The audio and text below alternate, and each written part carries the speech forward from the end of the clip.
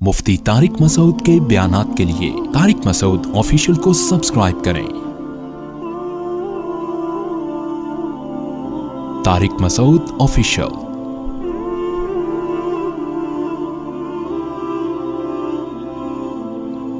2 या 3 हिजरी में ग़ज़वा बदर हुई है। उसमें 313 मुसलमानों को अल्लाह ने 1000 के लश्कर पे फतह अता फरमाई। थोड़े से मुसलमान थे, बेसरो सामान, और अल्लाह ने उनको फतह अता फरमाई। जब उनको फतह हुई है तो उस वक्त खालिद इब्न वलीद और अबू सुफियान ये मुशरिकीन की तरफ थे। इन्होंने इंतकाम की ठानी कि इस शिकस्त का हम बदला लेंगे। समझ रहे? इन्होंने कहा कि हमें जो शिकस्त हुई हम इसका बदला लेंगे लाज़िम। तो इन्होंने मदीना में घुस के, मदीना पे चढ़ के हमला करने का इरादा किया। रसूलुल्लाह सल्लल्लाहु अलैहि वसल्लम को इत्तिला मिली कि खालिद इब्न वलीद और अबू सुफियान वो लश्कर लेकर आ रहे हैं लड़ाई के लिए। मुसलमान वैसे ही बेचारे बहुत कमजोर थे, उस वक्त इस पोजीशन में नहीं थे कि खुद से किसी पे हमला करें, क्योंकि ग़ज़वा बदर में भी दिफा किया गया है, वो इत्तिफाकी लड़ाई थी। मुसलमान जंग के इरादे से नहीं निकले थे। एक कमजोर कौम जिसके लिए अपने आप को बचाना ही मुश्किल हो, वो कहां से बाहर निकल के और खुद से किसी पर हमला करे। ये मैं इसलिए कह रहा हूं कि लोग कहते हैं कि जो शुरू में जिहाद नहीं हुआ वो ईमान की कमजोरी की वजह से नहीं हुआ। ऐसा नहीं है।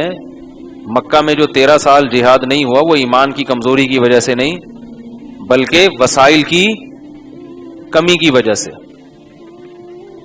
ना अफरादी कुव्वत थी और ना वसाइल के लिहाज से कुव्वत थी। अल्लाह ने इस दुनिया को असबाब के साथ जोड़ दिया है। ये जो आजकल बहुत से लोग फंटर बनते हैं ना, फंटरगिरी नहीं चलेगी। ये हमेशा इंसान को नुकसान पहुंचाती है कि बस एक जज्बा हो, वलवला हो और दुश्मन पे चढ़ जाओ। सामने वाले के पास बंदूक है और आपके पास वलवला है तो आपका वलवला उसकी बगैर वलवले वाली बंदूक से जीत नहीं सकता। वो एक ठा करेगा, आपका जज्बा और आपका वलवला वहीं क्या हो जाएगा, ढेर हो जाएगा। तो उल्टी उल्टी बातें लोग करते हैं कि बस जज्बा होना चाहिए, वलवला होना चाहिए लड़ाई का। ऐसा नहीं है भाई। जिहाद में भी बहुत कुछ देखा जाता है। दुनिया में बाज जगहों पे सही जिहाद भी हो रहा है, लेकिन जिहाद के नाम पे बहुत जगहों पे फसाद भी हो रहा है। कुछ है नहीं और खड़े हो गए, हुकूमतों के खिलाफ बगावतें शुरू कर दी, लड़ाई शुरू कर दी, ऐसी जंग में झोंक दिया मुसलमानों को कि अब वो जंग बंद करना किसी का नाम, यानी जंग बंद करना किसी के बस में नहीं है। मुसलमानों की लाशों पे लाशें गिरी चली जा रही हैं, अब उसको रोकने वाला कोई नहीं है। तो ये जो यंग तबका है ना, नौजवान तबका, इसके पास जज्बा तो होता है मगर ना इल्म होता है, ना ये मैच्योर होते हैं कि कोई फैसला करें। तो मक्का में भी जिहाद नहीं हुआ क्योंकि अपने आप को बचाना बड़ा मुश्किल था। हजरत बिलाल रजी अल्लाह ताला अन्हु ईमान कबूल करते हैं, उनको गर्म रेतों पे लिटाया जा रहा है, उनके सीने पे पत्थर रखे जा रहे हैं। वो कैसे लड़ सकते हैं भाई? वो तो अपने आप ही का दिफा नहीं कर पा रहे। अल्लाह ताला ने मुसलमानों को हुक्म दिया कि तुम्हारे लिए यहां अपने ईमान की हिफाजत मुश्किल है। मदीना में अल्लाह ताला ने ईमान की फजा पैदा कर दी।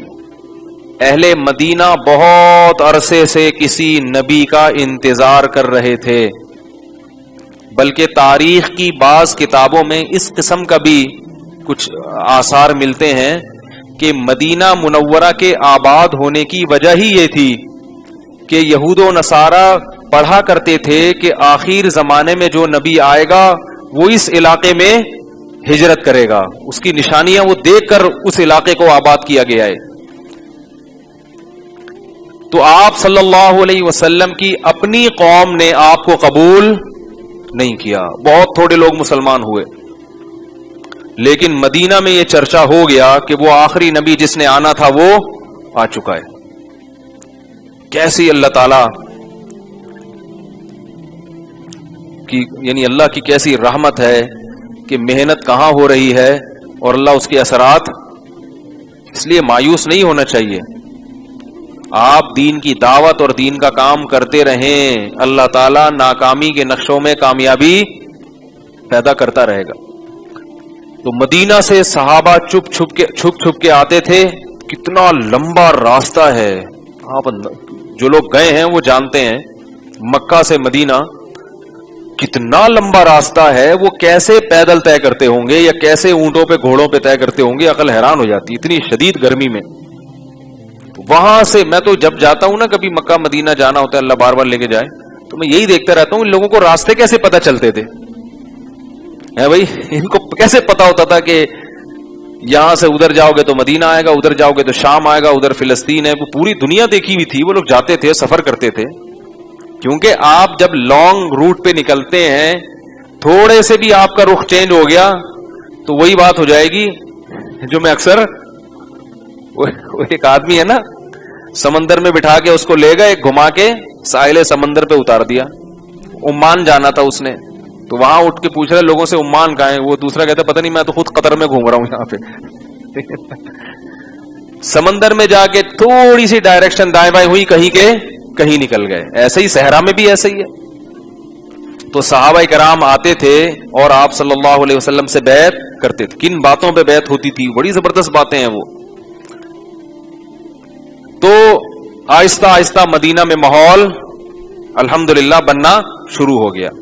اللہ نے اپنے نبی کو حکم دیا کہ آپ اپنا علاقہ چھوڑ دیں اور مدینہ میں چلے جائیں, وہاں لوگ آپ کا استقبال کریں گے. تو یہ سب اسباب ہیں جو اللہ کے نبی اختیار کر رہے ہیں کہ بھئی یہاں اپنی جان بچانا مشکل, اب قتل کے در پہ ہو گئے ہیں, تو جان بچانے کے لیے اپنا علاقہ چھوڑ دو. لوگ کہتے ہیں نہیں موت تو آنی ہے, جان بچانے کے لیے کیا ضرورت ہے, موت تو جب آنی ہے تو بولو بھائی آنی. یہ دینداروں کا حال ہے. بھائی کیوں بھائی, جب مریں گے تو جو رات قبر میں لکھی ہے وہ قبر میں گزر کے رہے گی. اسباب اختیار کرنا بھی ضروری ہے.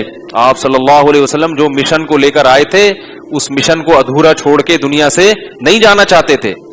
بھئی یہ مکمل کرنا ہے. یہاں جان بچانا مشکل ہے, حکم دیا نکلو. اور عبداللہ بن مسعود رضی اللہ تعالیٰ عنہ کو پہلے حبشہ کے بادشاہ کے پاس بھیجا. وہ غیر مسلم تھا لیکن لوگوں سے اچھا سلوک کرتا تھا. تو آپ صلی اللہ علیہ وسلم نے عبداللہ ابن مسعود کو چند ساتھیوں کے ساتھ کہاں بھیج دیا, عیسائی بادشاہ کے پاس. یہ بھی کتنی عجیب بات ہے یا نہیں ہے, غیر مسلم سے بھی مدد طلب کی جا رہی ہے. تو آپ صلی اللہ علیہ وسلم نے کس سے مدد مانگی ہے, عیسائی بادشاہ سے, کہ ہے رحم دل, ہے نرم دل, ہماری قوم تو ہمیں قتل کرنے کے در پہ ہے, کم از کم ان لوگوں کو وہاں بھیجو اور وہ وہاں کیا حاصل کریں گے, پناہ حاصل کریں گے. پتا چلا غیر مسلم سے بھی مدد لی جا سکتی ہے. تو اسلام, غیر مسلموں میں جو اسلام دشمن ہے ان کا حکم کچھ اور ہے, جو اسلام دشمن نہیں ہے ان کا حکم کچھ اور ہے. تو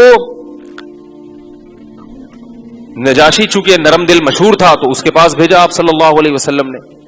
تو جب نبی صلی اللہ علیہ وسلم مدینہ ہجرت کر کے تشریف لے گئے تو وہاں مسلمانوں کے ساتھ سب سے بڑا مسئلہ تھا معاشی, کیونکہ ادھر سارا بزنس, سارا کاروبار, ساری پراپرٹی مکہ چھوڑ کے چلے گئے, سب کچھ. مصعب ابن عمیر ایسے مالدار صحابی تھے, جوان خوبصورت, بڑی تجارت تھی ان کی. صحابہ میں جتنے بھی مالدار ملیں گے نا سب تاجر تھے. اسلام میں تجارت کی اہمیت ہے, ملازمت کو اسلام نے اتنی لفٹ نہیں کرائی. تو رسول اللہ صلی اللہ علیہ وسلم کو سب سے بڑی وہاں آپ کے ساتھیوں کو مجبوری کیا تھی, بولو بھائی, معاشی مسئلہ کہ بھائی کھائیں گے کہاں سے. تو انصار نے بہت بڑی قربانی دی کہ اپنے ساتھ ایک ایک قریشی صحابی کو, مکہ سے آنے والے مہاجر کو شریک کر لیا. اس کے بعد پھر جو صحابہ مکہ سے آئے تھے نا ہجرت کر کے, انہوں نے کاروبار ڈھونڈنے شروع کیے, بزنس کرنا شروع کیا. تو بعض دوبارہ اپنے پاؤں پہ کھڑے ہو گئے, جن میں عبد الرحمن ابن عوف رضی اللہ تعالیٰ عنہ, مغیرہ ابن شعبہ, نے دوبارہ ایسے کاروبار چلائے ہیں کہ پھر یہ کسی کے محتاج نہیں رہے. اور کچھ وقت کے بعد اسلام نے وہ حکم بھی منسوخ کر دیا مواخات والا, بلکہ حکم دیا کہ اب رشتہ داروں کو دوستیوں پر اہمیت ہے. سمجھ رہے؟ خیر, تو غزوہ بدر ایسے ہوئی تھی کہ کیونکہ یہ مدینہ میں لوگوں نے نکالا تھا آپ کو، ساری پراپرٹی چھین لی تھی، تو مسلمانوں کا حق بنتا تھا کہ اہل مدینہ سے اپنا حق مکہ والوں نے نکالا تھا، ساری پراپرٹی چھین لی تھی، پورا مال اور اسباب چھین لیے تھے، جنگ ہو گئی تھی ان سے، تو مسلمانوں کے لیے جائز تھا کہ وہ ان کے قافلے پر شبخون ماریں اور ان سے اسباب اور وسائل پہ قبضہ کریں. تو آپ صلی اللہ علیہ وسلم کو اطلاع ملی کہ شام سے تجارت کرتا ہوا ایک قافلہ مدینہ کے راستے سے ہوتا ہوا مکہ جا رہا ہے، ابو سفیان کا اور ابو جہل کا. ان کی جو تجارتی قافلہ ہے نا، یہ کہاں سے جا رہا ہے؟ ادھر سے. تو آپ صلی اللہ علیہ وسلم نے ارادہ کیا کہ اس قافلے پہ شبخون مارتے ہیں، حملہ کرتے ہیں. گوریلا وار ہوتی ہے نا، گوریلا کاروائی کر کے ان سے تجارتی مال چھین لیتے ہیں. کیونکہ جب کسی ملک سے آپ کا کوئی ایگریمنٹ نہیں ہے نا، تو اس کا مال حلال ہوتا ہے. اس کی مثال ایسے جیسے بہت سے پاکستانی انڈیا میں گھس جاتے ہیں بغیر ویزا بغیر پاسپورٹ کے، تو وہاں کی گورنمنٹ آپ کو گرفتار بھی کرتی ہے اور بھیجتی ہے تو پورا کنگال کر کے، اور بعض دفعہ پیسے لے کے چھوڑتی ہے. اسی طرح کوئی انڈین بغیر پاسپورٹ ویزے کے پاکستان میں گھسے گا تو پھر ہم بھی اس کے پاجامہ پہنائیں گے، اتاریں گے نہیں بھائی. لیکن یہ حق، یعنی دنیا کا یہ قانون ہے، اس میں قتل بھی جائز ہوتا ہے. آپ نے دیکھا ہوگا پیرس بہت سے لوگ سلپ ہو جاتے ہیں غیر قانونی طریقے سے، تو وہاں جو بارڈر پہ فوجی کھڑے ہوئے ان کو گولی مار دیتے ہیں. یہ پوری دنیا کا ایک آج بھی لا ہے کہ آپ کسی ملک کا بارڈر اگر غیر قانونی طریقے سے کراس کریں گے تو پھر آپ نہ آپ کی جان محفوظ، نہ آپ کا مال محفوظ. سامنے والے کے لیے آپ کی جان بھی حلال اور آپ کا مال بھی حلال. تو یہ جو قانون جیسے آج ہے اس دور میں بھی تھا. چونکہ اہل مکہ سے جنگ تھی، کوئی معاہدہ کوئی ایگریمنٹ نہیں تھا، تو مسلمانوں کے لیے بالکل حلال تھا کہ کوئی قافلہ یہاں سے گزر رہا ہے تو اس پہ شبخون ماریں، کیونکہ وہ کوئی معاہدے کے تحت کوئی ایگریمنٹ کے تحت تھوڑی گزر رہا ہے. تو آپ صلی اللہ علیہ وسلم نے ارادہ کیا اور 313 صحابہ کو لے کے چلے گئے، کیونکہ جنگ کا ارادہ نہیں تھا، ایک گوریلا وار کرنی تھی اور ان سے راشن وغیرہ اٹھانا تھا اور وہاں سے نکلنا تھا تاکہ مسلمانوں کی معاشی حالت بہتر ہو جائے. لیکن جب آپ صلی اللہ علیہ وسلم وہاں پہنچے ہیں قریب، تو یہ مخبری ہو گئی مشرکین مکہ کو. یہ غزوہ بدر کا پس منظر ہے، اس کو خوب سمجھیں چونکہ اس کے بغیر یہ آگے کی آیتیں سمجھ میں نہیں آئیں گی. مخبری کس کو ہو گئی؟ مکہ میں رہنے والے غیر مسلموں کو، کافروں کے سردار کو.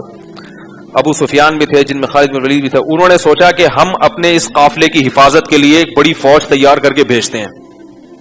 سمجھ رہے ہیں؟ تو انہوں نے 1000 کا لشکر بھرپور طریقے سے مسلح، گھوڑوں سے، اونٹوں سے لیس، وہ تیار کر کے بھیجا.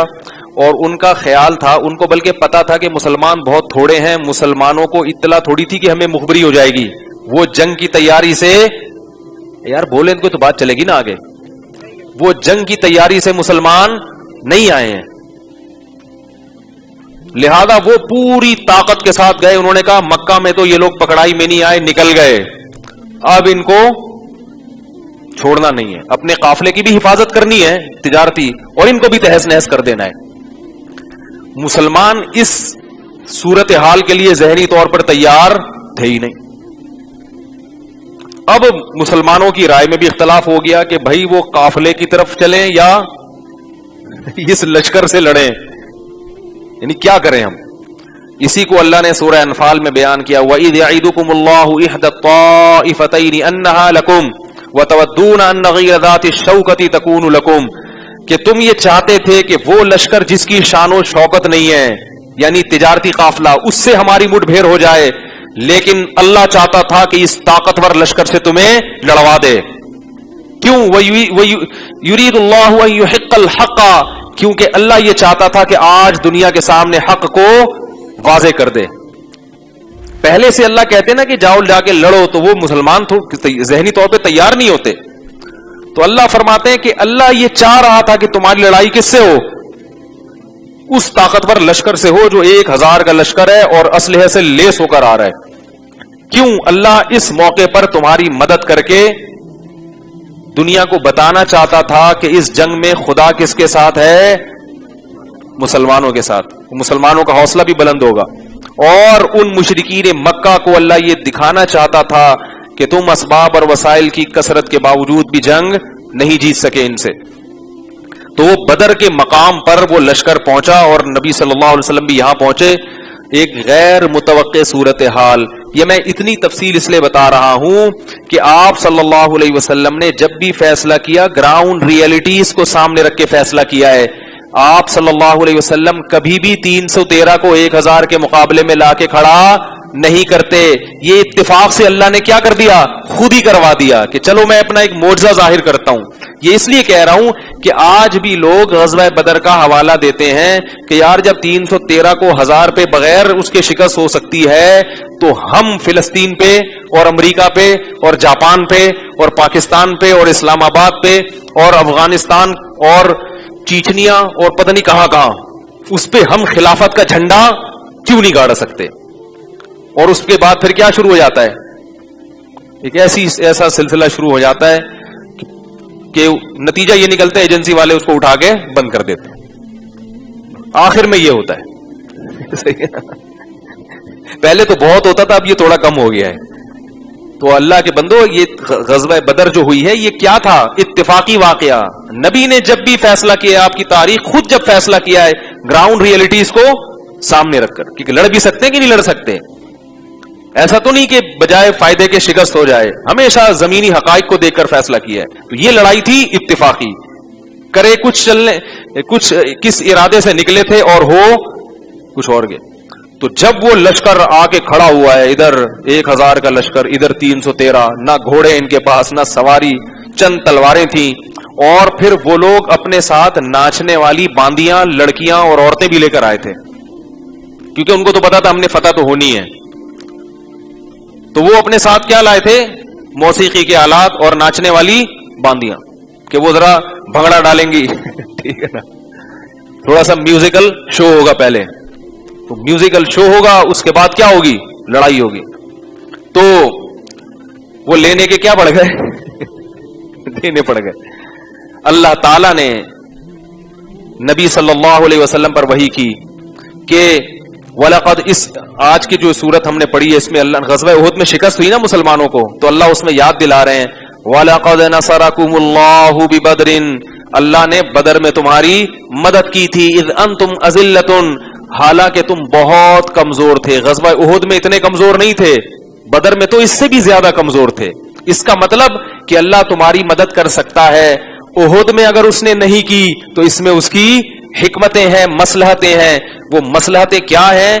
وَتِلْكَ الْأَيَّامُ نُدَاوِلُهَا بَيْنَ النَّاسِ، فرمایا ہم یہ پلڑے گھماتے رہتے ہیں، ہمیشہ ہی فتوحات ہوتی رہے، پھر تو ساری دنیا تمہارے ساتھ آ جائے گی. کس کو فاتح قوم میں شامل ہونے کا شوق نہیں ہوتا؟ فتح بھی ہوگی، شکست بھی ہوگی، شہداء بھی ہوں گے، مالے جو ہے نا وہ زخمی بھی ہوں گے، سب کچھ ہوگا.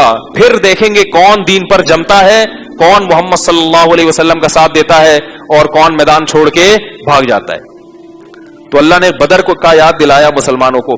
تو وہ جو 313 تھے ان کا جب مقابلہ آمنے سامنے ہوا تو ادھر سے عتبہ ابن ولید آئے. میں اکثر واقعہ سناتے رہتا ہوں، ابھی میں اس کو زیادہ نہیں تفصیل میں جاؤں گا.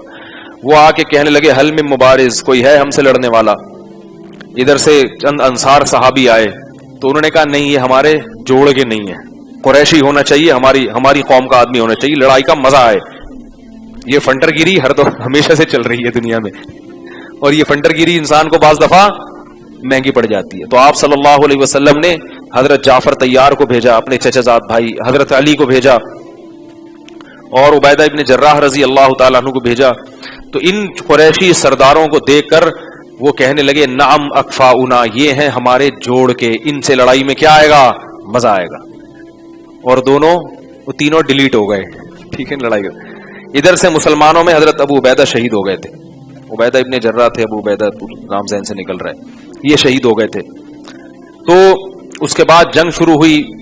اللہ نے نبی کو وحی کی کہ اپنے صحابہ کو تسلی دے دیں کہ یمددکم ربکم بثلاثۃ آلاف من الملائکۃ منزلین، اس لڑائی میں 3000 فرشتے آسمان سے نازل ہوں گے تمہاری مدد کے لیے، اور 3000 کے بعد اللہ نے کہا 5000 فرشتے نازل ہوں گے تمہاری مدد کے لیے. صحابہ کہتے ہیں ہم نے خود اپنی آنکھوں سے فرشتوں کو اترتے ہوئے اور لڑتے ہوئے دیکھا. اور یہ عجیب کرامت ہے کہ جہاد کے میدان میں فرشتوں کی مدد. جب افغانستان میں جہاد ہو رہا تھا رشیا کے خلاف, اس میں بھی کئی لوگوں نے اپنی آنکھوں سے فرشتوں کو گھوڑوں پہ اترتے ہوئے دیکھا ہے, میں نے خود اپنے کانوں سے سنا ہے. تو یہ اللہ تعالیٰ آج بھی یہ کرامتیں دکھا دیتے ہیں. تو بہرحال ان کو شکست ہوئی. اس کے بعد وہ جو زخم چاٹے ہیں ان لوگوں نے, انہوں نے انتقام کی ٹھان لی. انہوں نے کہا یہ بہت ہی غلط ہو گیا ہمارے ساتھ, اتنے بڑے بڑے سردار مارے گئے اور اتنے کمزور لوگوں سے. قریش میں یہ خاصیت تھی, تھے بہادر. میں اکثر بتاتا رہتا ہوں نا کہ اللہ نے اپنے نبی کو جو قوم دی, اس قوم میں کچھ بڑی خاص باتیں تھیں. غیرت, بہادری, سخاوت, صلہ رحمی اور صدق, یعنی وعدہ خلافی نہیں کرتے تھے. ابو سفیان غیر اس وقت مشرکین کے سردار تھے, مگر ہرقل بادشاہ کے سامنے ابو سفیان نے جو تقریر کی ہے نا نبی کی تعریف میں, اس میں جھوٹ نہیں بولا. انہوں نے کہا اگر میں جھوٹ بول دوں گا میری قوم کہے گی سردار ہو کے کیا کرتا ہے, جھوٹ بولتا ہے. اس کو بڑا برا سمجھتے تھے. کردار جو ہے نا, کردار, آج لوگوں کی زبانیں 2 منٹ میں یہ گندے کردار کے مالک ہونے کی علامت ہے. نہ پیسے کے لین دین میں صاف ہیں, عین موقع پہ اپنے دوست کو پٹتا ہوا دیکھ کے نکل جائیں گے, پہچاننے سے انکار کر دیں گے, بھائی میں تو جانتا ہی نہیں, میں تو ویسے ہی آیا تھا اپنے قرضہ مانگنے کے لیے, ٹھیک ہے نا. مصیبت کے موقع پر کیا ہو جائیں گے, غائب.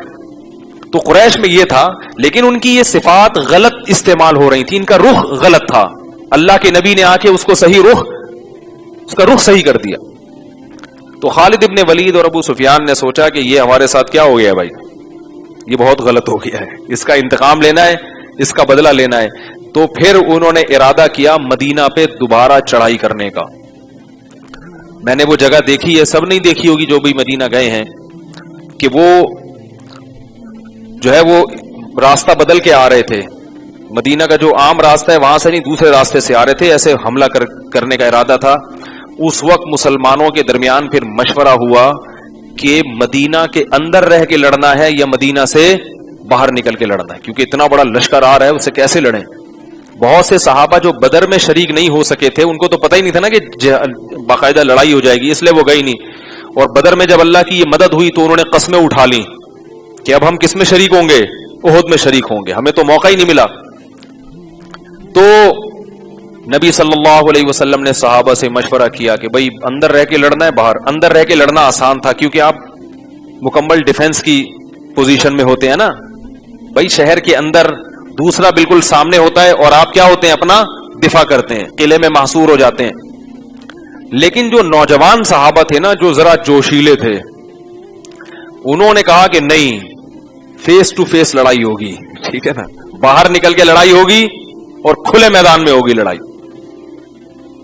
جو صحابہ ذرا میچور تھے, جن کی عمر پکی, جیسے حضرت ابو بکر رضی اللہ تعالی عنہ, وہ یہ چاہ رہے تھے کہ لڑائی کہاں ہو, مدینہ کے اندر. اس میں ہمارا دشمن کا تو نقصان کم ہے مگر ہمارا نقصان بھی اس میں کم ہے. لیکن نوجوان صحابہ کا مشورہ تو نہیں باہر. اکثر صحابہ یہی کہہ رہے تھے باہر نکل کے لڑیں گے, کیونکہ وہ بدر دیکھ چکے تھے نا بھائی. جب اللہ نے 313 میں مدد کی, اب کیا ہے, تو ہم پھر بھی پہلے سے زیادہ, اب تو جو ہے نا ایسی فتح ملے گی. اتنے زیادہ لوگوں نے جب مشورہ دیا تو آپ صلی اللہ علیہ وسلم کی جو اپنی رائے تھی وہ بھی یہی تھی کہ مدینہ کے اندر رہ کے لڑنا چاہیے.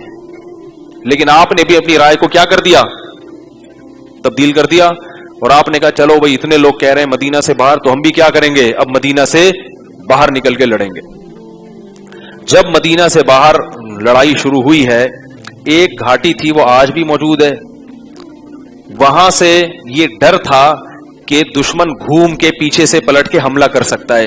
تو وہاں آپ صلی اللہ علیہ وسلم نے 50 افراد کا دستہ بٹھا دیا کہ اگر ہمیں فتح ہو بھی جائے تو تم نے یہ جگہ نہیں چھوڑنی ہے, یہ جگہ نہیں چھوڑنی تم نے, کیونکہ یہ ڈر ہے کہ یہ یہاں سے گھوم کے واپس آئیں تو پھر تو کوئی پرسان حال نہیں ہوگا.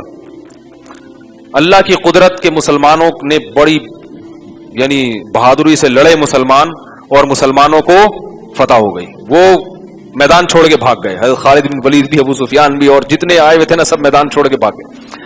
جب بھاگے ہیں نا تو ان کا ایک خیال آیا, انہوں نے کہا کہ یہ لوگ ابھی مال غنیمت جمع کرنے میں لگے ہوں گے, تو پچھلی طرف سے ایک راستہ ہے, گھاٹی ہے, وہاں سے چل کے کیا کرتے ہیں, دوبارہ حملہ کرتے ہیں. اور وہ جو صحابی تھے جن کو نبی نے ذمہ دار بنایا تھا, ان کے ماتحت جو 50 صحابہ تھے, انہوں نے کہا کہ اب جنگ بالکل ختم ہو گئی ہے, اب مال غنیمت جمع کرنے کا ٹائم ہے, اب یہاں سے چلو. تو ان صحابی نے کہا کہ نہیں, رسول اللہ صلی اللہ علیہ وسلم نے منع کیا, مگر ماتحتوں نے بات نہیں مانی. انہوں نے کہا نہیں, وہ تو اس وقت کے لیے منع کیا تھا, اب منع نہیں ہے. تو وہ چلے گئے, تھوڑے سے لوگ پیچھے رہ گئے. تو وہ تھوڑے سے لوگوں کا جو دستہ تھا, خالد بن ولید واپس جو ہے نا وہ گھوم کر آئے ہیں, اور وہ تھوڑے سے لوگوں کو شہید کر دیا. اور پیچھے سے جب حملہ کیا ہے تو 70 صحابہ آن دا اسپاٹ شہید ہو گئے, بڑے بڑے سردار, بڑے بڑے بہادر. اور مسلمانوں کے قدم اکھڑ گئے اور وہ میدان چھوڑ کر بھاگ کھڑے ہوئے, کیونکہ فائدہ نہیں نا لڑنے کا. بہت زبردست لڑائی ہوئی ہے, پتھراؤ بھی ہوا, رسول اللہ صلی اللہ علیہ وسلم کے دانت ٹوٹ گئے. اس میں صحابی تھے حضرت طلحہ رضی اللہ تعالی عنہ, جو عشرہ مبشرہ میں سے ہیں, وہ رسول اللہ صلی اللہ علیہ وسلم کے ساتھ اس موقع پر کھڑے رہے. قرآن نے اس پورے منظر کو بیان کیا ہے کہ والرسول یدعوکم فی اخراکم, کہ اس وقت کو یاد کرو جب نبی تمہیں پیچھے سے پکار رہے, ہلم الی, آ جاؤ, میدان چھوڑ کے مت جاؤ, آ جاؤ. اور فاصابکم غما بغم, غم پہ غم تمہارے اوپر ٹوٹ رہے ہیں. اور حضرت طلحہ رضی اللہ تعالیٰ عنہ ایسے کھڑے ہوئے کہ جب تیر اندازی ہو رہی تھی تو حضرت طلحہ نبی کے سامنے آ جایا کرتے تھے. صحیح بخاری کی حدیث ہے, حضرت طلحہ رضی اللہ تعالیٰ عنہ فرماتے, نہری دون نہرک, یا رسول اللہ اگر یہ تیر لگے گا تو یہ میری گردن پہ لگے گا, آپ کی گردن پہ لگنے نہیں دوں گا. صحابہ حیران ہوئے اس موقع پر نبی صلی اللہ علیہ وسلم کی بہادری کو دیکھ کر. یہ ہوتی ہے لیڈر کی خصوصیت. بات آ رہی ہے سمجھ میں؟ یہ کیا ہوتی ہے کہ وہ جو ہے نا بہادری زیادہ دکھاتا ہے, اس کے اس جذبے کو دیکھ کر اس کے ماتحت کام کرنے والوں کو حوصلہ ملتا ہے. صحابہ کہتے ہیں ہم نے گھمسان کی جنگوں میں رسول اللہ صلی اللہ علیہ وسلم کو استقامت کا پہاڑ پایا ہے اور کھڑا ہوا پایا آپ صلی اللہ علیہ وسلم کو. تو چند صحابہ آپ کے گرد رہ گئے اور اکثر صحابہ میدان چھوڑ کر انہوں نے فرار اختیار کیا, کیونکہ ایسا حملہ ایسا ہوا تھا. تو جب یہ فرار اختیار کیا ہے تو اور بہت سارے صحابہ شہید ہو گئے, اسی دوران افواہ پھیل گئی کہ محمد صلی اللہ علیہ وسلم بھی شہید ہو گئے. کیونکہ جب لڑائی ہو رہی ہے اور سب کو پتا ہے کہ اس مجمع کے اندر نبی موجود ہیں, بچنے کا کوئی امکان موجود نہیں ہے, تو جنگوں میں افواہیں بھی پھیلائی جاتی ہیں حوصلہ پست کرنے کے لیے. تو جب یہ اطلاع ملی تو بعض صحابہ نے کہا کہ اب زندہ رہنے کا کیا فائدہ, وہ گئے اور وہ بھی گھمسان میں لڑے اور شہید ہو گئے. ایک صحابی تھے, انہوں نے غزوہ بدر میں ان کو شرکت کا موقع نہیں ملا تھا, تو انہوں نے قسم اٹھائی تھی کہ اگر مجھے دوبارہ جنگ کا موقع ملا لا یرین اللہ ما اصنع, تو اللہ دیکھے گا میں کیا کر کے بتاتا ہوں. ان صحابی کو اپنی منت یاد آئی کہ میں نے کیا کیا تھا, اللہ سے منت مانی تھی. ان کو خیال آئے کہ میں تو اللہ سے قسمیں اٹھا, یہ تھے نا عرب زبان کے پکے, تو وہ بھی گئے ہیں اور تلوار لے کر میدان میں گھسے, اور اتنے ٹکڑے ہوئے ان کے دشمن کی طرف سے کہ ان کی لاش پھر پہچان میں نہیں آ رہی تھی. انگلیوں کے پوروں کے ذریعے ان کو پہچانا گیا, ان کی بہن نے پہچانا کہ یہ میرا بھائی ہے. اور اسی پر قرآن مجید کی آیات نازل ہوئیں, من المؤمنین رجال صدقوا ما عاہدوا اللہ علیہ, فرمایا مومنین میں بہت سے ایسے ہیں کہ جب اللہ سے کوئی عہد کر لیتے ہیں تو اس عہد کو پورا کرتے ہیں وہ. تو اب کیا ہوا ہے کہ مسلمانوں کو شکست ہوئی, وہ فرار ہو گئے. اب جو صحابہ میدان سے فرار ہوئے تھے ان کو شرمندگی محسوس ہونا شروع ہو گئی کہ ہم نبی صلی اللہ علیہ وسلم کے سامنے کس منہ سے جائیں گے, کیسے آپ صلی اللہ, وہی میدان میں ہی ہم کیسے رسول اللہ صلی اللہ علیہ وسلم کو چہرہ دکھائیں گے. لیکن اچھا جب یہ جو خالد ابن ولید آگے گئے ہیں نا, تو ان کو خیال ہوا کہ یہ لوگ شکست خوردہ ہیں, شکست کھا چکے ہیں, تو ایک حملہ اور کرو. یہ جنگ کی میں ایک پالیسی ہوتی ہے, حکمت ہوتی ہے کہ آپ جب دیکھتے ہیں نا کہ اگلے کا مورال ڈاؤن ہو گیا ہے تو پھر دشمن آپ کو نقصان پہنچانے میں کوئی کسر نہیں چھوڑتا. خالد ابن ولید کا ارادہ ہوا ایک دفعہ دوبارہ پلٹو, کیونکہ یہ ابھی شکست کھا چکے ہیں, اور نقصان پہنچاؤ. اور خالد ابن ولید نے نا بہت ساری فوجوں کو اور بھی قبائل کو اپنے ساتھ جمع کرنا شروع کر دیا, مدینہ کے اور دوسرے لوگوں کو بھی جمع کرنا شروع کر دیا. ادھر نبی صلی اللہ علیہ وسلم کو اطلاع ملی کہ بھئی یہ تو میرے ساتھی پہلے ہی شکست کھا چکے ہیں, لاشیں پڑی ہوئی ہیں, اور ادھر جو ہے وہ اور قبائل جمع ہو رہے ہیں اکٹھے ہم کو ترنے والا بنانے کے لیے. آپ صلی اللہ علیہ وسلم صحابہ کے پاس گئے, ان سے وہ بیچارے شرمندہ ہو رہے تھے, تو آپ صلی اللہ علیہ وسلم انہوں نے کہا کہ ہم تو یا رسول اللہ میدان سے بھاگنے والے ہیں. تو آپ صلی اللہ علیہ وسلم نے ارشاد فرمایا کہ تم بھاگنے والے نہیں ہو, تم تو پلٹ کر حملہ کرنے والے. حوصلہ دلایا. یہ بھی لیڈر کی ایک خاصیت ہوتی ہے کہ وہ اپنے ساتھیوں کا مورال ڈاؤن ہونے, وہ ان کی غلطیوں پر ان کو رسوا نہیں کرتا. اسے پتا ہے کہ غلطی کس سے ہوتی ہے, انسان سے ہوتی ہے, اور یہ اس غلطی میں معذور تھے. حملہ ایسا ہوا تھا کہ کوئی بھی ہوتا تو پاؤں کھڑے جاتے. تو آپ صلی اللہ علیہ وسلم نے ان کو شرمندہ کرنے کے بجائے ان کو حوصلہ دلایا. فرمایا کہ تم بھاگنے والے بولو بھائی نہیں ہو, تم تو پلٹ کے حملہ کرنے والے ہو. اس کے بعد کچھ منافقین نے آ کے نا صحابہ کو ڈرایا, ان الناس قد جمعوا لکم فاخشوہم, لوگ تمہارے لیے دوبارہ جمع ہو رہے ہیں, اب تم ان سے ڈرو, بھاگو یہاں سے. صحابہ کرام کھڑے ہو گئے اور فرمایا کہ حسبنا اللہ ونعم الوکیل. کہنے لگے کہ ہم دوبارہ لڑیں گے. کیا کریں گے؟ کوئی بات نہیں, ایک جنگ ہوئی ہے, ایک دفعہ اور کھیل کھیلیں گے. اس حالت میں, بھوک اور پیاس کی شدت میں, جب نبی نے ان کو حوصلہ دیا ہے تو کیسا حوصلہ پیدا ہوا, اور کہنے لگے کہ جمع ہونے دو, حسبنا اللہ ونعم الوکیل, اللہ ہمیں کافی ہے اور وہ ہمارا بہترین کارساز ہے. کیسا ایمان تھا اس وقت. یہ بھی تو کہہ سکتے تھے اللہ اگر کافی ہوتا تو یہ حال تھوڑی ہوتا جو ابھی ہوا ہے. یہ تو محمد صلی اللہ علیہ وسلم نے ہمیں فتح اور نصرت کی خوشخبریاں سنائی ہوئی تھی, لیکن نتیجہ کیا نکلا ہے؟ بجائے حوصلے پست ہونے کے کیا کہہ رہے ہیں؟ حسبنا اللہ ونعم الوکیل, اللہ کافی ہے ہمیں, وہ ہماری مدد کرے گا. ونعم الوکیل, اور وہ بہترین کام بنانے والا ہے. اللہ فرماتے فانقلبوا بنعمت من اللہ ورضوان. اس کا نتیجہ کیا نکلا؟ جب انہوں نے ایسی ہمت دکھائی ہے تو اللہ فرماتے ہیں کہ ان سے جو خطا ہوئی تھی وہ خطا کو اللہ نے معاف کر دیا, اور وہ گھروں کو لوٹے اللہ کے فضل اور اللہ کی رضا کو لے کر. کیوں؟ جب خالد ابن ولید کو پتا چلا کہ یہ دوبارہ جنگ کے لیے تیار ہو رہے ہیں اور میدان چھوڑ کے بھاگ نہیں رہے, تو اس نے وہ ڈر گئے پھر کہ اتنا حوصلہ ان لوگوں کا کہ اتنی شکست کھانے کے بعد, زخموں سے چور, اس کے بعد دوبارہ یہ کھڑے ہو رہے ہیں, اور ہم اتنے سارے قبائل مل کے حملہ کر رہے ہیں, اس سے بھی فائٹ کرنے کے لیے تیار ہیں. تو ان کو یہ خیال ہوا کہ یہ شکست کہیں دوبارہ ہماری طرف پلٹ نہ جائے. تو انہوں نے سوچا کہ یہاں سے فرار ہونے میں ہی کیا ہے, کیونکہ ان کا خیال تھا کہ 70 آدمی ہمارے بدر میں قتل ہوئے ہیں تو ان کے بھی ہم نے 70 قتل کر دیے, بس برابر سرابر معاملہ ہو گیا, اب پتلی گلی سے نکل لو. اس دور میں بھی پتلی گلیاں ہوا کرتی تھی. اس واقعے کو اللہ نے قرآن مجید میں بہت تفصیل سے بیان کیا آج کے پارے میں, کیونکہ منافقین کو مذاق اڑانے کا موقع مل گیا. بعض منافقین کہنے لگے ہم تو پہلے ہی کہہ رہے تھے کہ نہیں جاؤ, لو اطاعونا ما قتلوا ما ماتوا وما قتلوا, ہم تو پہلے کہہ رہے تھے میدان میں مت جاؤ, یہ جہاد نہیں ہے, یہ تو خودکشی ہے.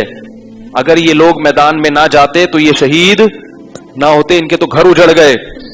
اللہ کو ایسا غضب آیا, اللہ نے فرمایا کہ قل لو کنتم فی بیوتکم لبرز الذین کتب علیہم القتل الی مضاجعہم, کہ اگر تم اپنے گھروں میں بھی رہتے, جس کے مقدر میں قتل ہے اس کی تقدیر اسے کھینچ کے میدان جنگ میں لے آتی. موت کا ایک وقت متعین ہے, وہ آ کر رہے گی. اللہ نے پھر صحابہ کو تسلی دی, فرمایا ان یمسسکم قرح فقد مس القوم قرح مثلو, تمہیں اگر زخم پہنچے ہیں, تکلیف پہنچی ہے, تو دوسری قوم کو بھی تو تکلیف پہنچی ہے. ایک جگہ فرمایا وَتَرْجُونَ مِنَ اللَّهِ مَا لَا يَرْجُونَ, تمہیں بھی زخم پہنچے ہیں, ان کو بھی پہنچے ہیں, لیکن تم ان زخموں پر اللہ سے جو امیدیں لگا کے بیٹھے ہو, وہ تمہارا دشمن اللہ سے وہ امیدیں لگا کے نہیں بیٹھا. ان کے جو لوگ قتل ہوئے ان کو اللہ سے کوئی امید نہیں ہے اس پہ, اور تمہارے جو لوگ قتل ہوئے تو تمہیں اللہ سے اس پر بہت امیدیں ہیں. تو منافقین بار بار یہ واویلا مچا رہے تھے, مر گئے ہائے لٹ گئے, ہائے مر گئے مروا دیا, بس بار بار نا موت موت موت. اس کو اللہ نے اس پہ آیات نازل کی, فرمایا وَلَا تَحْسَبَنَّ الَّذِينَ قُتِلُوا فِي سَبِيلِ اللَّهِ أَمْوَاتًا, وہ لوگ جو اللہ کے راستے میں قتل ہو جائیں انہیں مردہ گمان مت کرو, بل احیاء, وہ زندہ ہیں, عند ربهم يرزقون, ان کو ان کے رب کے پاس رزق دیا جا رہا ہے.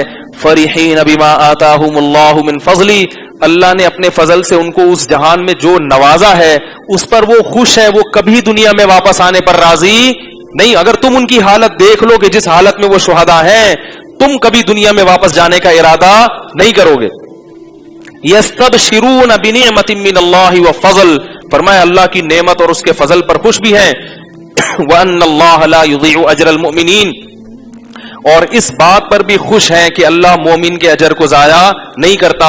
اور یہ بھی فرمایا کہ اس پر بھی خوش ہیں کہ جو ہم سے ہمارے بعد آنے والے لوگ ہیں وہ بھی ہمارے ساتھ لاحق ہونے والے, یعنی ہمارے جو دوست احباب جو ہمارے ساتھ ہے دنیا میں, ان کا ٹھکانہ کتنا اچھا ہوگا.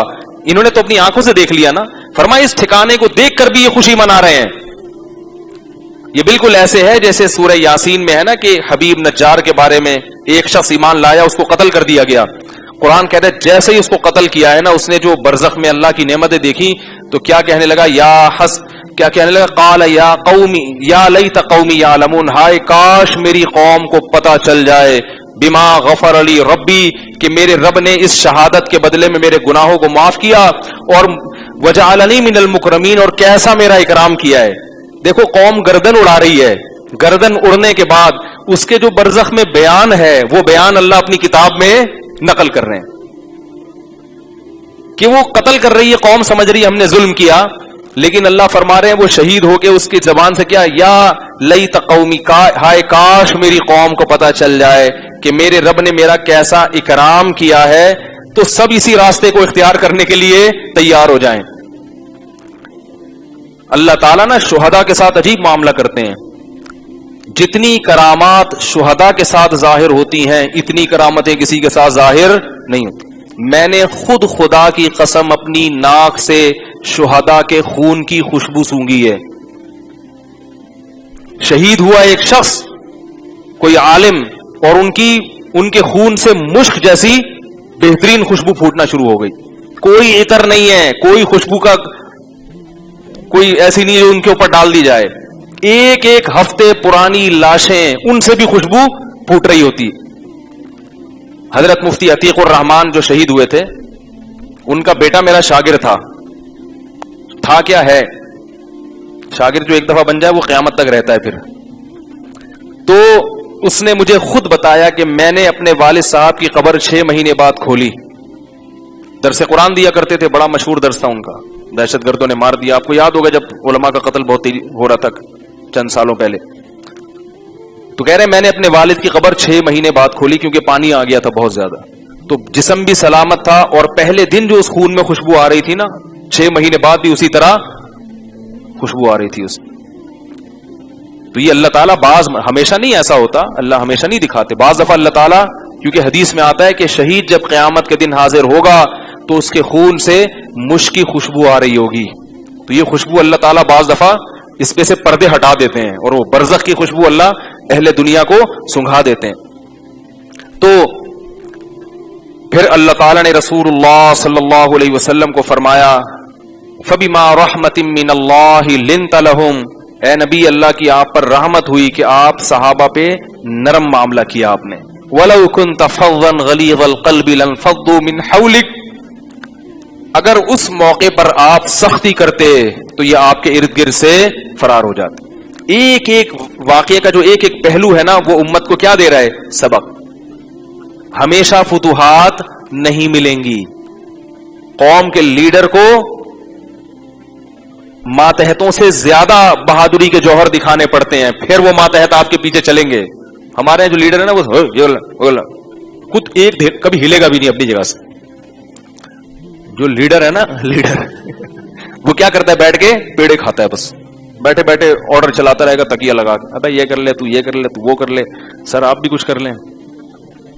میں کیا کروں؟ میں کھاؤں گا بس کھانا، میں تنخواہ لوں گا. اگر لیڈر قوم کا ہاتھ بٹائے نا کاموں میں تو قوم کو کیا ہوتی ہے؟ اس سے بولو بھائی، تسلی ہوتی. یہ جو علاقے کا ناظم ہے اگر کہیں سڑک بن رہی ہے یہ بھی جا کے تھوڑا سا ان کے حال احوال پوچھ لے، تھوڑا سا ان کے ساتھ ان کا حوصلہ بڑھے گا. تو یہ نبی صلی اللہ علیہ وسلم جب مسجد نبوی کی تعمیر ہو رہی تھی خود بھی پتھر اٹھا اٹھا کے لگا رہے تھے. تو یہ بھی سبق ملتا ہے ہمیں. دوسرا سبق کیا ملتا ہے کہ لیڈر کو لچکدار ہونا چاہیے، ایسا کہ بس وہ غلطیوں پہ ڈانٹتا ہی رہے، اس سے فائدہ نہیں ہوتا. تو بہت سارے اسباق ملتے ہیں. اللہ نے فرمایا وَيَتَّخِذَ مِنْكُمْ شُهَدَاءَ، اللہ یہ بھی چاہتے تھے تم میں سے بہت سو کو شہادت کے مرتبے پر فائز کریں. تھک گئے وہ مجاہدے کر کر کے، اللہ اپنے پاس بلا کے ان کو جنت کی نعمتوں میں داخل کرنا چاہتا ہے. کتنے اسباق ملے اور ہمیں بتا دیا کہ ام حسبتم ان تدخلوا الجنہ. اللہ نے فرمایا کیا تم یہ سمجھتے ہو کہ تم جنت میں داخل ہو جاؤ گے ہمیشہ بدر کی طرف فتوحات ہوتی رہیں گی؟ ایسا نہیں ہوگا. وَلَمَّا يَعْلَمِ اللَّهُ الَّذِينَ جَاهَدُوا مِنْكُمْ وَيَعْلَمَ الصَّابِرِينَ. ابھی تک تو اللہ نے دیکھا ہی نہیں ہے کہ تم میں جہاد کون کرتا ہے، صبر کون کرتا ہے. ابھی تک تو اللہ نے دیکھے نہیں ہے. وَيَعْلَمَ الْمُؤْمِنِينَ کہ تم میں حقیقی مومن کون ہے، منافق کون ہے. پیڑے کھانے کے لیے تو سب میدان جنگ میں شریک ہو جائیں گے، مال غنیمت ملے گا. اب اگلی دفعہ لڑائی میں دیکھتے ہیں کون آئے گا. آپ لوگ کوئی سمجھ میں نہیں آ رہی تو باقیوں کو کیا سمجھ میں آئے گا. تو یہ تلک الایام نداولها بین الناس، اللہ فرماتے ہیں یہ الٹ پلٹ ہوتی رہے گی. لیکن اللہ نے صحابہ سے وعدہ کیا ان ینصرکم اللہ فلا غالب لکم، اللہ تمہیں اگر غالب کرے گا تو کوئی تم پر غالب آنے والا نہیں ہے. اور بتا دیا انتم الاعلون، تم ہی غالب آ کر رہو گے. یہ شکستیں وقتی ہیں تمہیں نتھارنے کے لیے، تمہیں بنانے کے لیے، تمہارے دل کو آئینے کی طرح چمکانے کے لیے. ان قریب دنیا پر تمہاری حکومت قائم ہونے والی ہے. پھر دیکھیں نا صحابہ کی جو تلواریں چلی ہیں، اگلی جنگ میں اللہ نے خالد بن ولید کو مسلمان کر دیا جن کی وجہ سے شکست ہوئی تھی. اور خالد بن ولید کا اسلام کا واقعہ بھی دلچسپ ہے. اگر آپ صلی اللہ علیہ وسلم معاذ اللہ نقل کفر کوئی جذباتی لیڈر ہوتے نا تو کبھی بھی کامیاب، جذباتی آدمی کہیں بھی دنیا میں کامیاب نہیں ہوتا. ہمیشہ کامیاب وہ ہوتا ہے جو گھنٹوں گھنٹوں بیٹھ کے پلاننگ کرتا ہے، گراؤنڈ ریئلٹیز کو سامنے رکھتا ہے، ہر چیز اس کی نپی تلی ہوتی ہے. ولید کی وجہ سے نقصان پہنچا تو اللہ کے نبی جانتے تھے نا کہ یہ اتنا قیمتی آدمی ہے، اگر یہ ہماری طرف آ جائے تو پھر ہماری فتوحات کا عالم کیا ہوگا. صلح حدیبیہ کے موقع پر آپ صلی اللہ علیہ وسلم نے جنگ کو ٹالا کہ بھئی لڑ کے جو ہے نا کیا ہو گئے ہم، بار بار اطلاع ملی ادھر سے حملہ ادھر سے حملہ. آپ نے معاہدہ کیا، جنگ کو دھکیل دیا 10 سال کہ 10 سال تک کوئی جنگ نہیں ہوگی. کیونکہ آپ صلی اللہ علیہ وسلم چاہتے تھے کہ اسلام کی تبلیغ کریں، لوگوں کو بتائیں کہ اسلام کیا ہے. اگر یہی کچھ ہوتا رہا تو پھر ہم تبلیغ کیسے کریں گے، افرادی قوت کیسے جمع کریں گے. آپ بادشاہوں کو خطوط لکھے پھر صلح حدیبیہ کے بعد آپ نے دنیا کے بادشاہوں کو خطوط لکھ رہے ہیں اسلام قبول کرو. پورے ملکوں کو آپ چاہ رہے ہیں کہ وہ اسلام میں کیا ہو جائیں، کنورٹ ہو جائیں. کیسا یہ اسلام کی حقانیت ہے. مکے میں پیدا ہونے والا ایک یتیم جو نہ لکھنا جانتا ہے نہ پڑھنا جانتا ہے، اس کا مشن دیکھو کتنا بڑا ہے. ایک عرب کے قبیلے میں پیدا ہونے والا اور وہ کبھی فارس کے بادشاہ کے نام خط لکھوا رہا ہے ساتھیوں سے، اور کبھی روم کے بادشاہ کے پاس، اور ان کے قافلے بھیج رہا ہے کہ جاؤ اس بادشاہ کو دعوت دو کہ اسلم تسلم، اسلام قبول کر لو، توحید کا راستہ ان کو بتاؤ کہ ایک نبی ظاہر ہوا ہے، اگر وہ اسلام لے آئے تو ان کو خوشخبری سناؤ. جب ہرقل بادشاہ نے آپ صلی اللہ علیہ وسلم کا وہ پھاڑا ہے نا خط، آپ صلی اللہ علیہ وسلم نے فرمایا اللہ اس کے بھی ایسے ہی ٹکڑے کرے گا جیسے اس نے میرے خط کے ٹکڑے کر دیے. اور اللہ نے پھر اس کے ٹکڑے کر کے دکھائے. کیسا آپ صلی اللہ علیہ وسلم کو اپنے مشن کی تکمیل کا یقین تھا. غزوہ احد میں آپ صلی اللہ علیہ وسلم کدال چلا رہے ہیں، پتھر پہ مار رہے ہیں، بھوک پیاس سے صحابہ کا حال برا ہے، اور خوشخبریاں کیا دے رہے ہیں کہ مجھے فارس کے کنگن ان پتھروں میں نظر آ رہے ہیں، ان قریب فارس فتح ہونے والا ہے. روم اور فارس اس وقت ایسے جیسے امریکہ. تو بہت زبردست پالیسیاں تھیں, تقویٰ تھا. آج کچھ بھی نہیں ہے. ہر چیز کی پلاننگ, ہر چیز کی پالیسی وہ پہلے سے وضع کی جاتی ہے, اس میں ہر قسم کا سقم دیکھا جاتا ہے. آپ صلی اللہ علیہ وسلم کی اگر سیرت اٹھا کے دیکھیں گے, بہترین پالیسیاں ملیں گی آپ کو. میں جلدی سے بات سمیٹ کے بس 2-4 منٹ میں ختم کرتا ہوں. تو دیکھو, نبی صلی اللہ علیہ وسلم جان گئے تھے کہ خالد ابن ولید کیا ہے, بہادر ہے, غیرت والا ہے, لڑنا جانتا ہے قوم کے لیے. تو آپ صلی اللہ علیہ وسلم نے جب صلح حدیبیہ کر کے جنگ کو ٹالا, اب یقین ہو گیا کہ اب ہم آرام سے زندگی گزاریں گے, کیونکہ عرب معاہدوں کی عموماً پابندی کیا کرتے تھے. تو پھر آپ صلی اللہ علیہ وسلم نے کیا کیا, خالد بن ولید کے پاس ایک قاصد کو بھیجا. اس قاصد کو جا کے کہا کہ خالد بن ولید سے کہو کہ تمہارا جیسا سمجھدار آدمی اب تک اسلام میں داخل نہیں ہوا, یہ بات ہماری سمجھ میں نہیں آتی. کیونکہ آپ جانتے تھے کہ ان کو تلوار کے زور سے زیر نہیں کیا جا سکتا, خوف دلا کے, لالچ دلا کے نہیں, ان کو خود اندر سے سوچنے پر مجبور کرو. اور یہ بھی جانتے تھے کہ عزت دار آدمی اپنی توہین برداشت نہیں کرتا, غلامی برداشت نہیں کرتا. تو آپ نے یہ بھی فرمایا کہ خالد سے کہو کہ ہمارے پاس آؤ گے تو تمہیں اچھا عہدہ بھی ملے گا. آپ جانتے تھے ابھی تو آنے دو, جب عہدہ ملے گا, کچھ دن ہمارے ساتھ رہیں گے تو پھر عہدے کی لالچ خود بخود, بولو بھائی, ختم ہو جائے گی. اصل میں تو عہدے کے لیے اسلام نہیں ہے, لیکن جانتے تھے ایک طرح آ تو جائے, ہمارے ساتھ رہے, نمازیں پڑھے, تہجد پڑھے, رمضان کے روزے رکھے, دیکھے اسلام کیا ہے, پھر خود ہی کہے گا مجھے عہدہ نہیں چاہیے. نہیں آ رہی بات. یہ ساری خامیاں ہمارے اندر, دین کی تبلیغ کا بھی کوئی اصول نہیں ہے. تو آپ صلی اللہ علیہ وسلم نے خالد بن ولید کے بارے میں کیا فرمایا, ہمارے پاس آؤ گے عزت بھی ملے گی, اور تم جیسا سمجھدار آدمی ابھی تک دین پر نہیں ہے, یہ بات ہمیں سمجھ میں نہیں آتی. خالد بن ولید کے دل ہل گیا اندر سے, انہوں نے کہا میں سوچتا ہوں اس پہ. اور پھر آئے اور آپ صلی اللہ علیہ وسلم کے ہاتھ پر اسلام قبول کی. اور پھر دیکھو آپ, رومیوں سے جب لڑائی ہوئی ہے غزوہ موتا میں, تو آپ صلی اللہ علیہ وسلم نے جن 3 صحابہ کو یکے بعد دیگر امیر بنایا تھا, سب شہید ہو گئے.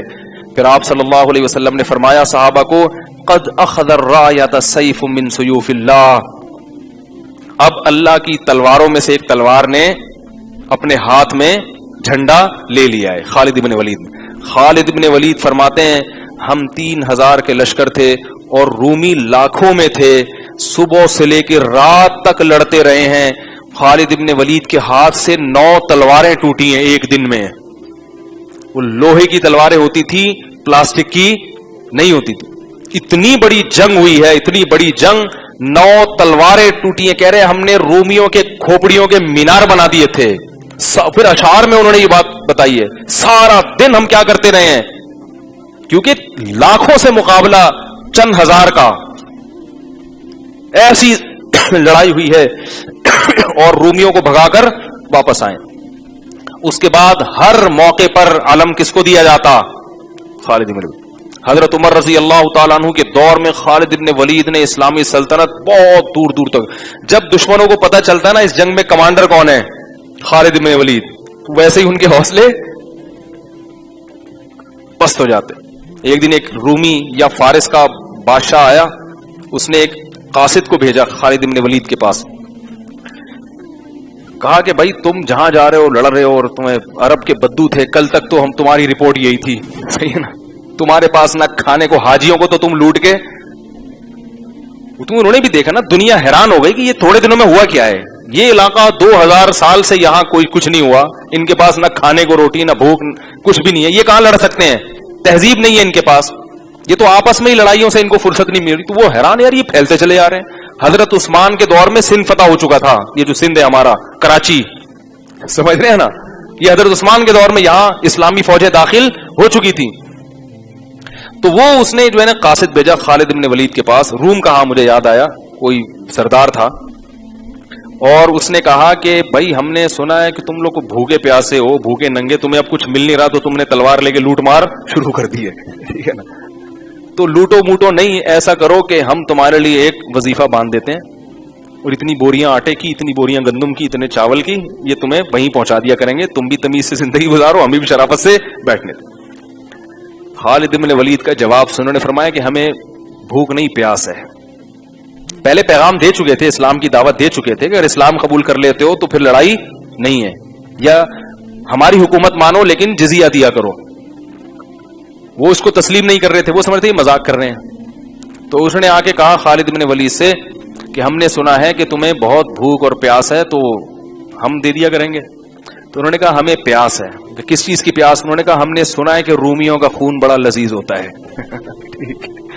رومیوں کا خون بڑا لذیذ ہوتا ہے, لڑائی ہوگی شرافت سے, ہمیں کوئی خوراک وراک نہیں چاہیے. تو حضرت عمر رضی اللہ تعالی عنہ کے دور میں بھی فتوحات ہوئی ہیں. پھر حضرت عمر نے آپ کو معزول کر دیا. جیسے ہی خلافت سنبھالی نا حضرت عمر نے, تو حضرت عمر نے خلافت سنبھالتے ہی سب سے پہلا کام کیا خالد بن ولید کو معزول, کیونکہ لوگوں میں شخصیت پرستی پھیل رہی تھی. لوگ کہہ رہے تھے یہ اسلام نہیں ہے بلکہ یہ خالد بن ولید کی وجہ سے فتح ہو رہی ہے, اصل میں یہ ہے, یہ جب تک زندہ ہیں تو اسلام پھیلے گا, اگر یہ شہید ہو گئے تو پھر تو ہم گئے کام سے. حضرت عمر نے اس شخصیت پرستی کو ختم کرنے کے لیے خلافت سنبھالتے ہی خالد بن ولید کو کیا کر دیا؟ معزول. اس سے کیا پتہ چلتا ہے کہ آپ لکیر کے فقیر بن کے حکومت, ہمارے ہاں جو پالیسی ہے نا, ہمارے دامت برکاتہم نے جو اصول بنا دیا وہی چلے گا قیامت تک. حضرت عمر نے پالیسی کیا کی؟ بھائی ان کو ہٹاؤ. لوگوں نے یہ نہیں کہا بھائی نے تو نبی نے بنایا ان کو, حضرت عمر نے, بھائی نبی نے جو بنایا وہ تو ایک مصلحتاً بنایا نا, وہ کوئی وہی تھوڑی تھی کہ بھائی یہی ہو گئے ہیں. حضرت عمر نے کہا ہٹاؤ ان کو. خالد بن ولید نے بھی بغاوت نہیں کی, انہوں نے یہ نہیں کہا کہ مجھے تو نبی نے بنایا تھا اور ابو بکر نے. انہوں نے کہا کوئی بات نہیں, پہلے کمانڈر بن کے لڑا کرتا تھا, اب سپاہی بن کے لڑوں گا, اس کا اپنا مزہ ہے سپاہی بن کے لڑنے. تو یہ صحابہ تھے جو پالیسیاں بھی چینج کرتے تھے اور اسٹریٹجک بھی ان کی چینج ہوتی تھی, سب چیزیں چینج ہوتی تھی, مقاصد ایک ہی رہتے تھے, اور ان مقصد تک پہنچنے کے لیے پالیسیاں کیا ہوتی تھیں؟ چینج. ہماری پالیسیاں مقصد بن چکی ہیں, سمجھ رہے ہیں نا. مقاصد کہاں چلے گئے؟ تیل لینے. مقاصد گئے. مثال کے طور پر ایک آدمی کو میں یہ سمجھتا ہوں کہ تبلیغ میں نکلنے کا فائدہ زیادہ ہے, یہ میرے شیخ سے بیعت ہوگا تو اس کو اتنا فائدہ نہیں ہوگا, میں اس کو لیکن میں اس کو پھر بھی کہاں لے آؤں؟ اپنی خانقاہ میں لے کر آؤں گا. اور اگر میں سمجھتا ہوں کہ بھئی اس کو کسی شیخ سے بیعت کرانے میں زیادہ فائدہ ہے تو پھر بھی میں اس کو کہاں لے کے جاؤں گا؟ سہروزے پہ. سہروزہ تو لگانا چاہیے, مگر ہر ایک کو ہر چیز میں فائدہ نہیں ہوتا. کسی کو ڈاکٹر ذاکر نائک کے ہاتھ پہ کتنے لوگ مسلمان ہوئے ہیں؟ ہزاروں لوگوں نے اسلام قبول کیا ہے. تو بہت سے لوگوں کو وہ طریقہ سوٹیبل ہوتا ہے. تو لچک پیدا کرنے کی ضرورت ہے. بھائی مقصد ہے لوگوں کو دین پر لانا, اس طریقے سے آ جائیں تو یہ والا طریقہ, اس طریقے سے آ جائے تو یہ والا طریقہ, اس طریقے سے آ جائے تو وہ والا. یہ روزانہ آپ کا جو ہے نا وہ چینج ہو سکتی ہے پالیسی, اس میں کوئی ایسی پریشانی کی بات نہیں ہے. تو خیر یہ ہمیں غزوہ احد سے کچھ اسباق ملے جو میں نے 2-4 ہی بیان کیے ہیں, تو بہت زیادہ وقت بہت ہو گیا ہے. اللہ تعالیٰ سے دعا ہے اللہ تعالیٰ ہمیں سمجھنے کی عمل کرنے کی توفیق عطا فرمائے. وما علینا الا البلاغ.